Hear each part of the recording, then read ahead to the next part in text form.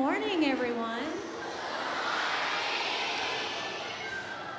We are here today to welcome you to the special program of the Mississippi Book Festival. My name is Ely Reeves, and I am married to your Lieutenant Governor, Tate Reeves. And these are our daughters, Tyler, Emma, and Maddie.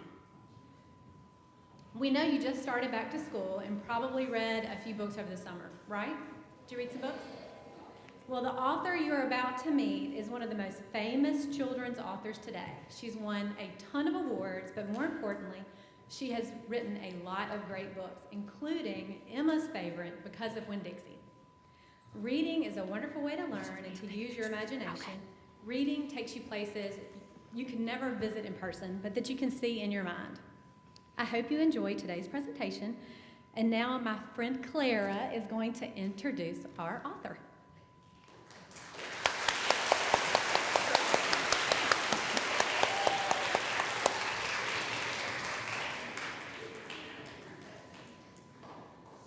An unlikely friendship between a girl and a dog named Winn-Dixie. A China rabbit named Edward goes on the journey of a lifetime. A small mouse with a spool of thread finds the light in the darkness. A pig named Mercy Watson likes butter on her toast. A magician's elephant gives a child the promise of hope. Flora, a girl looking for friendship, finds a squirrel named Ulysses who can write poetry. And now, meet Rainy Nightingale, who must learn the art of baton twirling. All of these characters and all of these stories are from the creative mind of author Kate DiCamillo. She is a two-time Newbery Medal winner for her novels, The Tale of Despereaux and Flora and Ulysses, The Illuminated Adventures. She was also named the National Ambassador for Young People's Literature from 2014 to 2015. Kate DiCamillo is one of the greatest contributors to children's literature today. Her stories are for everyone, whether you are just learning to read or have been reading for a long time, whether you grew up in a big city or a small town in Mississippi. Her stories are for you. I am honored to introduce Kate DiCamillo and her newest novel, Rainy Nightingale, to the second annual Mississippi Book Festival. Please join me in welcoming her.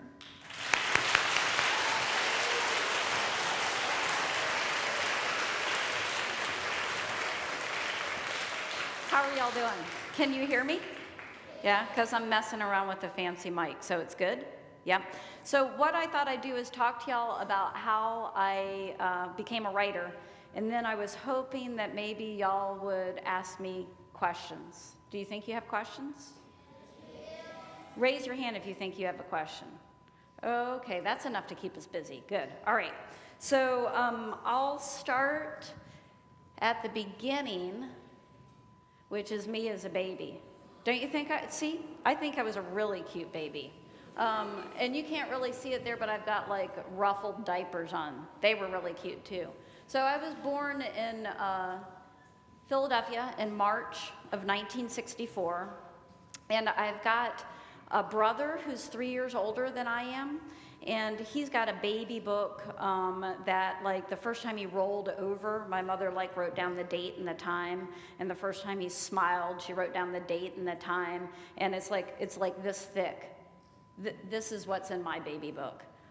So, because by the time I came along, things were a lot more chaotic, and my mother didn't write anything down. So I don't know what kind of baby I was, because my mother didn't record any of it.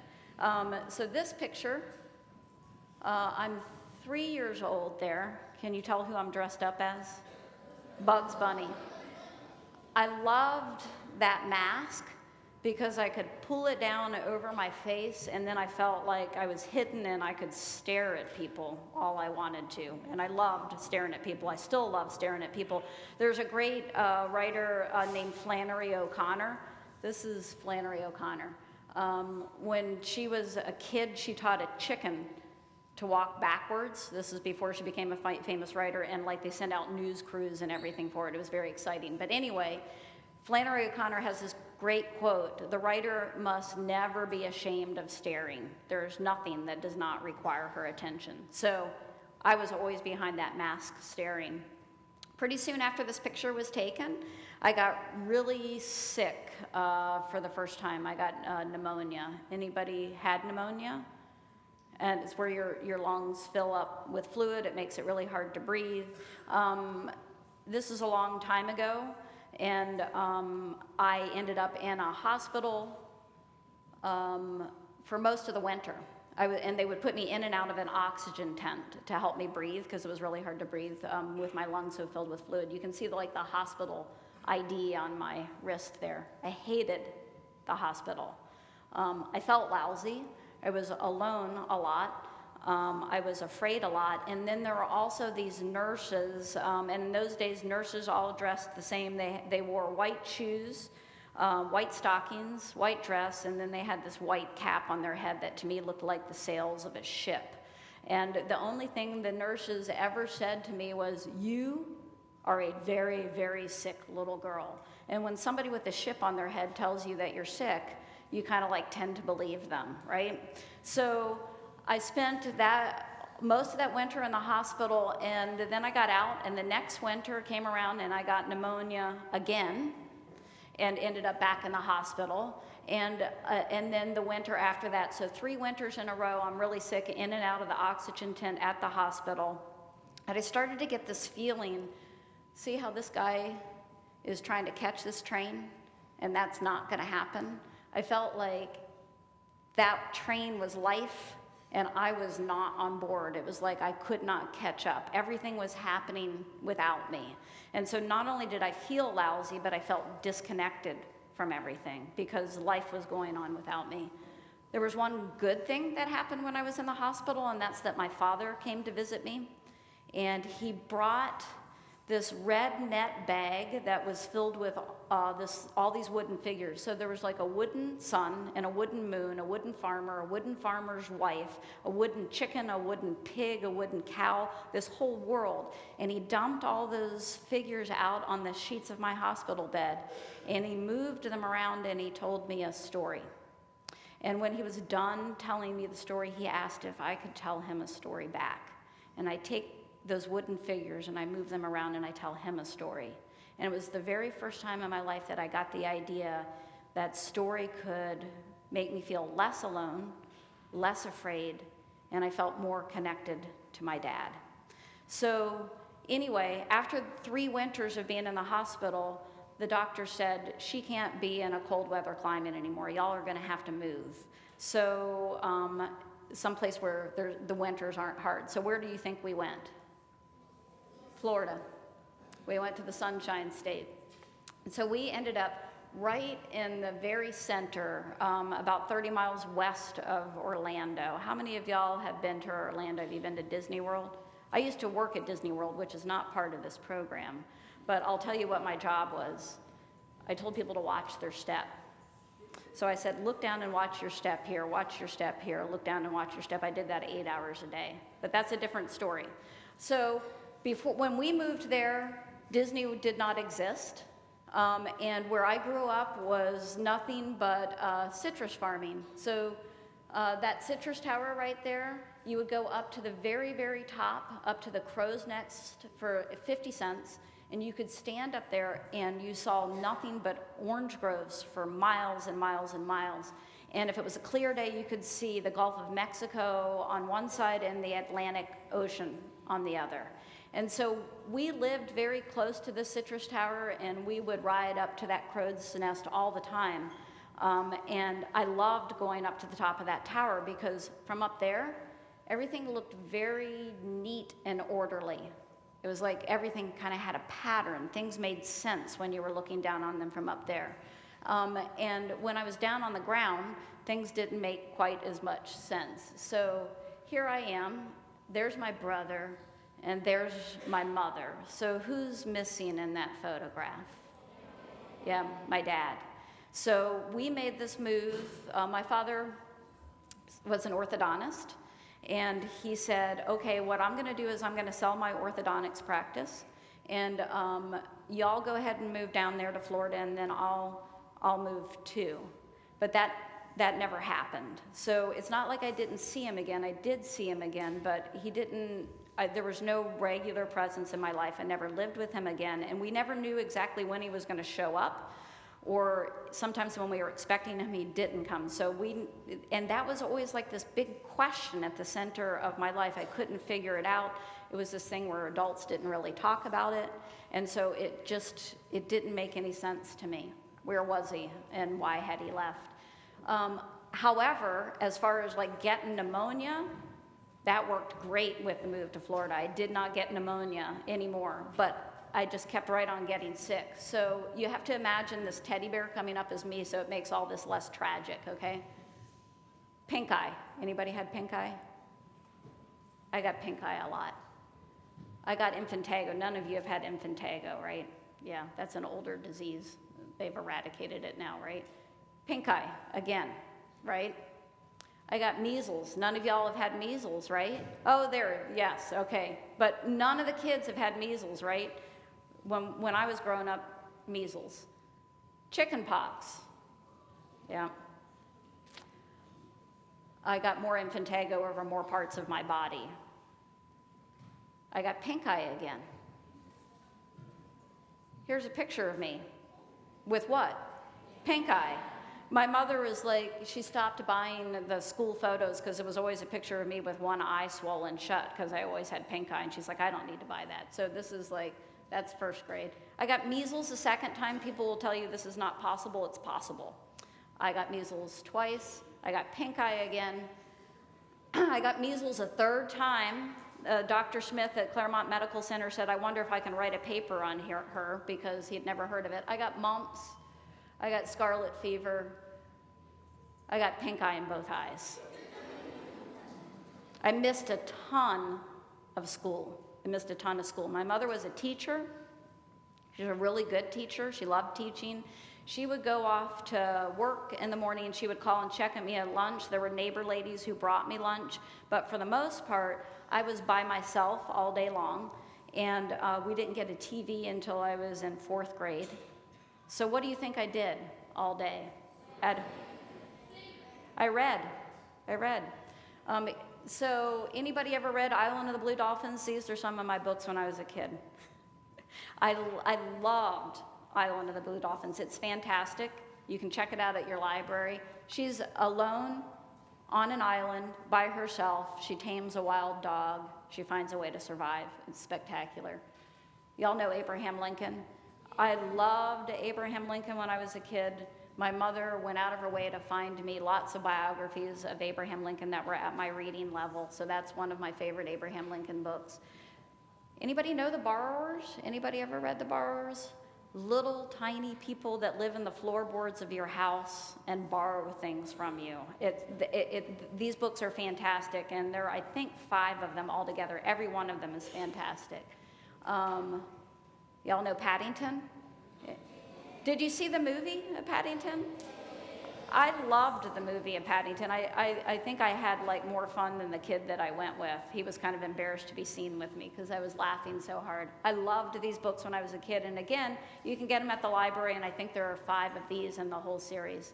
And then this book is out of print, but this is about a family in turn of the century New York, and I loved these books. And this is the thing, is like I'm there, I'm home alone, I'm sick, I'm reading all these books, and the books talk about like bears who come from darkest Peru and find their way to London and find a family, or little tiny people who are very tiny but very brave, or Abraham Lincoln, who like was so poor that he didn't have shoes, and he goes on to become president of the United States. And so the books like convince me that anything is possible, anything can happen. So the books entertained me, but they also kind of like saved me. So by the time I got to high school, this is my high school photo. You can see I'm looking pretty pleased with myself. I was, in my senior year of high school, I didn't miss a day of school. I was finally not getting sick as much. And so I'm like, okay, here I am. I'm going off to college. I go to University of Florida. Y'all have heard of University of Florida, right? I think, what am I going to major in? Well, I love to read. I'll major in English. So then I can just read all the time. So I go off to major in English, and I'm in my senior year. This is when I start to get the idea about becoming a writer, because I have a conversation with a professor. So imagine that guy's the professor, right? And then that's me there in the dress, right? This is what the professor says. You have a certain facility with words. You should consider graduate school. That's what the professor said. But I'm like really young and full of myself. So this is what I thought he said. You sure are talented. You're going to be a famous writer. Well, that's not what he said, but I thought, why should I bother going to graduate school if I'm just going to be a famous writer? So I thought, I'll just go and be a writer, right? So that was my plan. No graduate school. I'm just going to go out into the world and be a writer. And with that incredibly ridiculous plan solidly in place, I graduated and I entered into what I call the dark ages, which looked like this, because nothing was happening. I wasn't doing anything except telling everybody that I was a writer. It's like, look at me, I'm a writer, I'm a writer. I wasn't, there's one thing that you need to do if you're going to be a writer. Who can tell me what it is? Yes, ma'am. Write. You have to write. But it took me a long time to figure this out. If you're going to be a writer, you have to write. I spent almost 10 years just talking about becoming a writer. I read a lot. I didn't write anything. So right before I turned 30, I had what I call an epiphany. Do y'all know what an epiphany is? It's kind of like when a light bulb goes off in your head. And I suddenly had this thought that, like, what if it's easier to do the work than it is not to do the work? This is like an astonishing concept to me, that actually it might be easier to go ahead and write than it would be to tell everybody that I was a writer and to dream about writing. It might be easier just to start to do the work. So I thought, okay, how do I start? I'll start by making a small goal that I know I can do. So I decided that I was going to write 2 pages a day, because I figured no matter what I'm doing, I can write 2 pages. So that's where I started. Pretty soon after I started writing, after I made that decision, I made a big move from Florida all the way to Minnesota. Anybody ever been in Minnesota before? You ever been in the winter time? Right, yeah, pretty cold there. So it was a big move. I got a job in a fantastic warehouse that was filled with books, and a lot of people in there were, not only were they big readers, but a lot of them wanted to be writers. And one of the people who wanted to be a writer, his name was Gary. And Gary was like me in that he wanted to be a writer, but he wasn't writing. And every morning when I clocked in, Gary would be standing by the time clock to ask me 2 questions that just filled me with rage. Here are the questions. Do you think that Dickens wrote just 2 pages a day? So Dickens, a really famous writer, wrote big, thick books like this. What Gary's saying to me is, you're not a real writer. No real writer would only write 2 pages a day. I had no answer for this question, and it was fine because Gary was moving on to question number 2. What's plan B, babe? What's plan B for when the writing doesn't work out? Didn't have an answer for that question either. But when my alarm went off at 4:30 in the morning, I would hear Gary asking me these questions, and it was actually great because it would make me so mad that I would get out of bed and I would write. Because I wanted to prove him wrong. It's not why I was writing, but it was good spur to my side to make me get up and do the work. So 2 pages at a time, I start to get stories, and I start to send those stories out into the world. And what happens when you send a story out to a publisher? Do you know what you get back?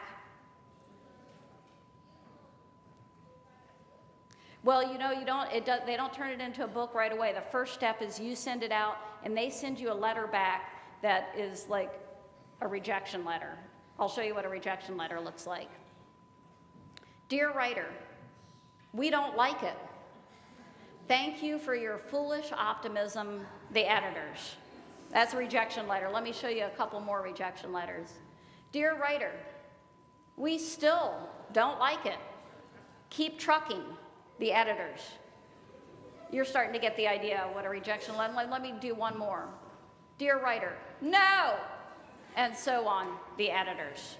I got a lot of rejection letters. How many rejection letters do you think I got? Not one. Not 3.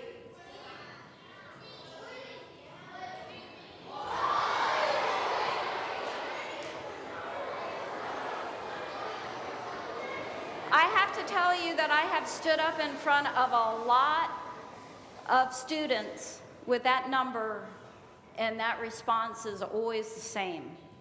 And I always think exactly the same thing. Every time it comes up and I hear y'all's response, I think, what if I'd stopped? What if I'd stopped at like 200? What if I'd stopped at 471? I wouldn't be standing up here talking to you. I am somebody who's found what they're supposed to do in the world, and I get to do it. And then y'all know Tale of Despereaux, you read that one? Yes, you have? And then this one about a rabbit who finds his way home, Miraculous Journey of Edward Tulane. And this one about a magician who conjures an elephant. And do y'all know Mercy Watson? Have you read about the pig who likes to eat toast with a great deal of butter? And then these about a tall girl and a short girl. And then this one about the squirrel who writes poetry and is turned into a superhero. And then these are from Mercy Watson. These are secondary characters that go on to have their own stories. Leroy Ninker and Francine Poulet and Baby Lincoln. And then this last one, Rainy Nightingale. So it's just like, this feeling, do you remember that feeling that I had in the hospital? Like everything was happening without me and that I was not a part of life. When I write, I feel like I am on the train. I feel like I'm connected to things. And then this feeling of like being up at the top of the tower and looking out and seeing the pattern and seeing that things made sense, writing gives me that too. And this kid that I was, and wondering where her father went and why, I turn that question over again and again in the stories that I write, and then y'all read them and it gives me an answer. It becomes like a conversation. So that's how I became a writer, and now y'all are gonna ask me questions. So if you just raise your hand, I will repeat what you said. Yes, right here, please. What happened to my father?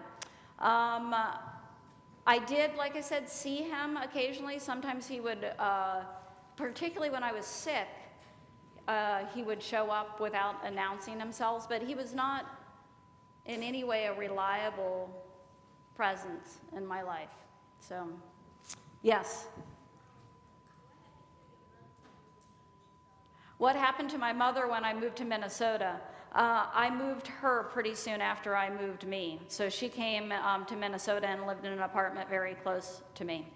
And told me not to get too big ahead and not to think I was too special. That was her job in my life. Yes? Why did I write the story because of Winn-Dixie? So remember when I made that big move from Florida to Minnesota, and I said how cold it was in Minnesota? So let me tell y'all how cold it was the winter that I wrote because of Winn-Dixie. So the high temperature for 3 days in a row was 37 degrees below zero.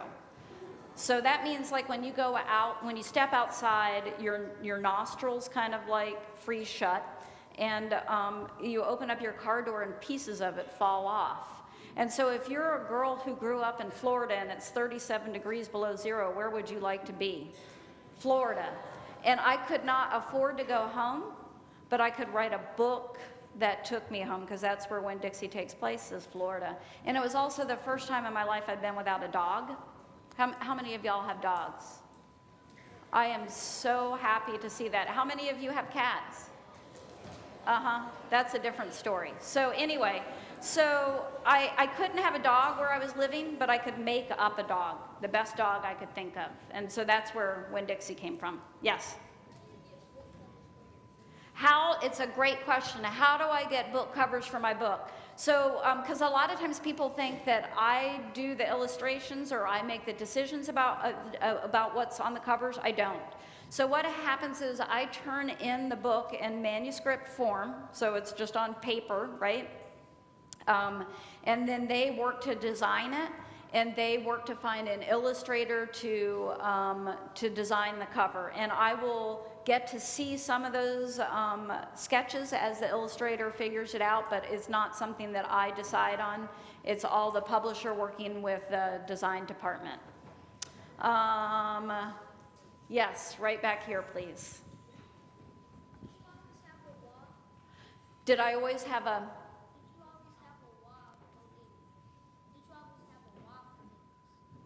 Oh. Why? Why did things happen? I don't know. I'm still confused about why things happen. But did I have whys? Was I able to explain it to myself? Is that kind of the question? Oh, I get it. So the stories, writing the stories, helps me explain things to myself and helps me make sense out of it. And that's the way it is for me as a reader too. When I'm reading, I can understand things and make sense out of the world and other people and myself when I'm reading a book. And it's the same way for when I'm writing a book. It helps me with the whys of it. Yes, it's a good question. I know y'all are up there, and okay, you're right here. Yes, yes. Can you stand up and shout it out? So yes, thank you. When did I write Winn-Dixie? I was 30. It came out in 2000. I'm doing math, which I'm not good at. So that's 16 years ago. I'm 52 now. Save your shrieks of dismay. I'm 52 minus 16. Can anybody do that for me? 36. 36, yes. Let me get over here. Yes. Yes. You, yep, looking around wondering if it's you. It's you, yes. Did I write books to express myself? Yes, and to figure myself out, you know, to get some of the whys for me. Yes. What happened to my brother? He lives in Boston, and he is an architectural historian. We're both very strange kids, yeah, who found what we're supposed to do in the world, which is great. Yes, yes. How long did it take me to write Winn-Dixie? Well, Winn-Dixie was the first book that I wrote, and I didn't really know what I was doing, so it went pretty quickly because I didn't think that anybody would ever read it. I didn't think it would ever get published, so it took me about 6 months. It's the shortest amount of time it's ever taken me to write a book, and the more I've learned, yeah, now it takes me about a year and a half, and within that year and a half, I usually rewrite the book 7 or 8 times from beginning to end. So writing for me is rewriting. Yes, it says North Jackson Elementary. Yes, and it's got a star on it. How are you? Am I going to make any other books? I sure hope so.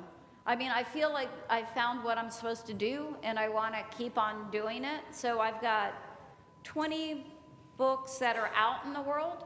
And I've got a novel that I'm working on and some picture books. So yes, I hope to keep on doing it right up until I disappear from here. That's what I hope. I want to keep doing it. Yes. How old was I when I what? When I wrote my first book, I was 36. Now I know the answer because I had to do the math earlier, and it was shockingly hard for me to subtract in front of people. Yes. Why did I move to Minnesota? Yeah, it's the question, isn't it? Yeah, why would anybody move from Florida to Minnesota? And none of my answers are going to make any sense to you, but I'm going to tell them to you anyway, because do you know what a pre-midlife crisis is? No, that's what I thought. I was having a pre-midlife crisis, which meant that this whole thing about not knowing who I was and what I was doing, and I'd been in the same small town for most of my life, and I hadn't done anything, and everybody kept on asking me when I was going to do something, so I thought I would get away from all of them and go as far away as I could imagine. And I moved to Minnesota without a winter coat and without socks, because I thought, how cold can it be? That's what I thought. And I found out how cold it can be. Very, very, very cold. Yep. See you right there? You've got, yes, yes. Can you, yes? Excellent. Y'all are doing a great job at like figuring out who I'm pointing to. So shout it out for me. How do I get, you did a good job of shouting it out too. How do I get all my ideas for my books? I have discovered that it is very beneficial to always have a notebook with me, and I do a lot of eavesdropping. Do you know what eavesdropping is? It's not considered polite. It's not something that people tell you to do, but what I do is I stare at people a lot and I write down some of what they say. And a lot of it goes into my notebook. Most of it doesn't get turned into stories, but it's this thing about having that notebook with me and always paying attention to everything. I never know when a story is going to show up, and I have a running list of story ideas in the back of the notebook. And so that's always, sometimes people will say to me, aren't you worried that you're going to run out of things to write about? And generally my answer is, have you been on a city bus recently?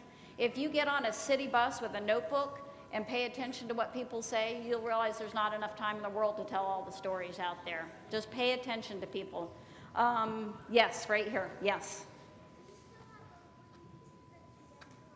No, somebody else asked me that question, and it breaks my heart that I don't. The question was all the wooden world that my dad brought to me in that red net bag. The question was, do I still have those pieces? I do not, and I can see them as clearly as if they are in front of me right now. They were all painted, and they were lovely. And the strange thing about those wooden pieces was the sun and the moon were as big as the farmer, and the farmer was as big as the chicken. Everything was one size. So it was just like, it was a very surreal, wonderful world for making up stories. Yes. Will I make a book about Jackson, Mississippi? Well, y'all know that you're sitting right in like the hotbed of storytelling, because you know Eudora Welty. You know, y'all know Eudora Welty, right? One of the greatest writers who ever lived from Jackson, Mississippi. So I don't know if I can step into Eudora's territory and write about her or not. But yeah, I'll write a story about Jackson, Mississippi. Will that make you happy? Yeah. Who hasn't gotten to say something? Right here, please. You've got glasses. Yes.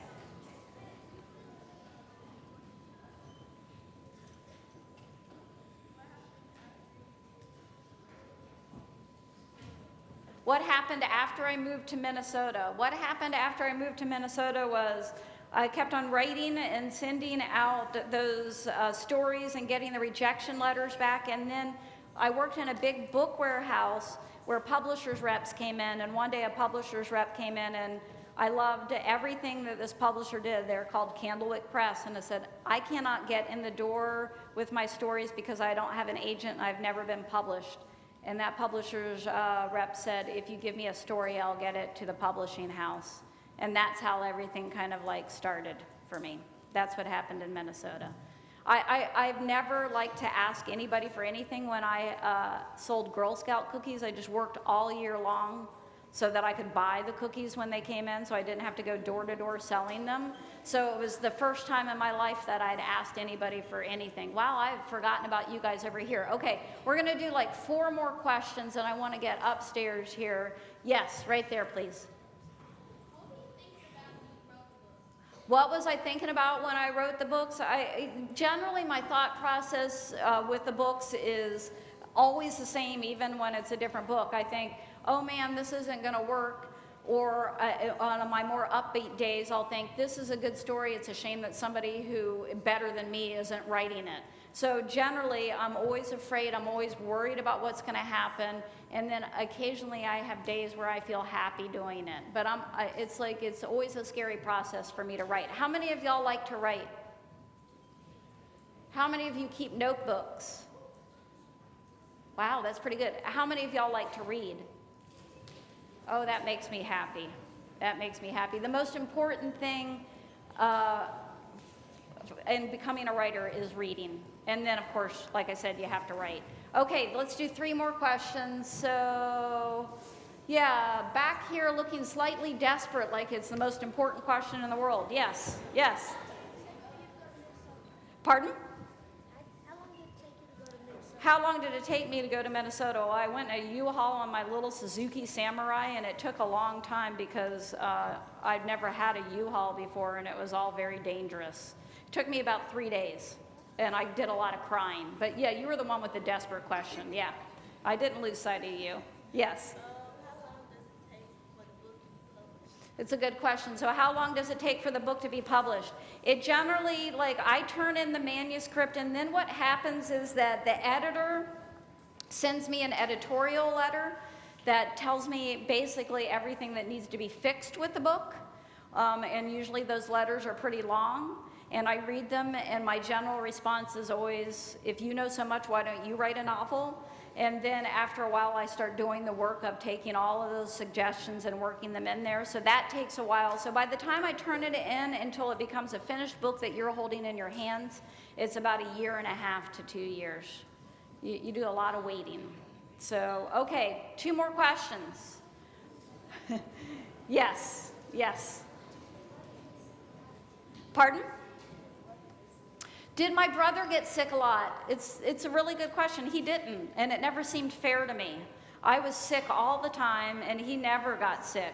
But he's gotten sick a lot more as an adult, so that makes me feel a little bit better, right? Okay, last question. So who's going to ask the very last question?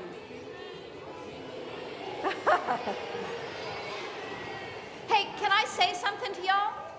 You have done a spectacular job in here today.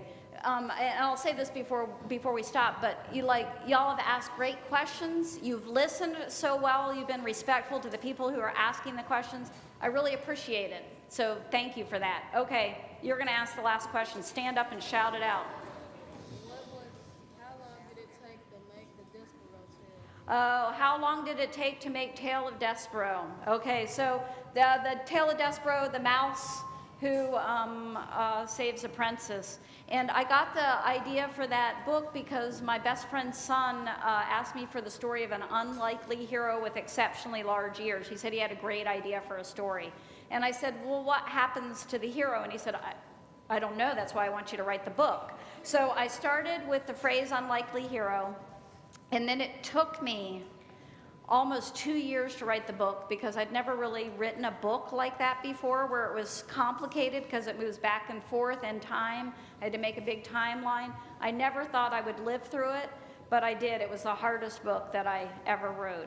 And I just thought, I can't, same thing I always think, I can't give up. It's the same as the 470 some rejection letters. I just thought I'm not going to give up. And eventually I found my way through that story. So, okay, let me tell y'all something about you guys again.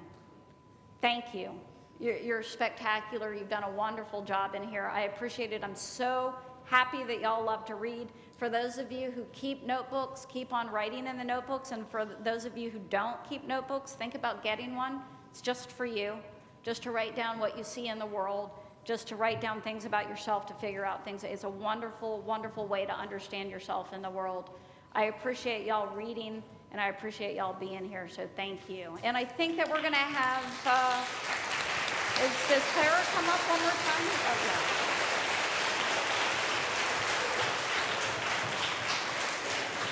Thank you. I don't know if the mic's on or not. Okay, I just want to say thank you, Kate, for such an inspiring talk. Didn't she do an awesome job? Can we give her another round of applause?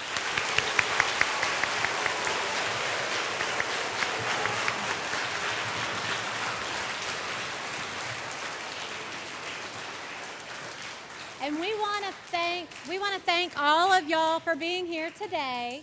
And as a special thank you, you are all going to receive a copy of Because of Winn-Dixie.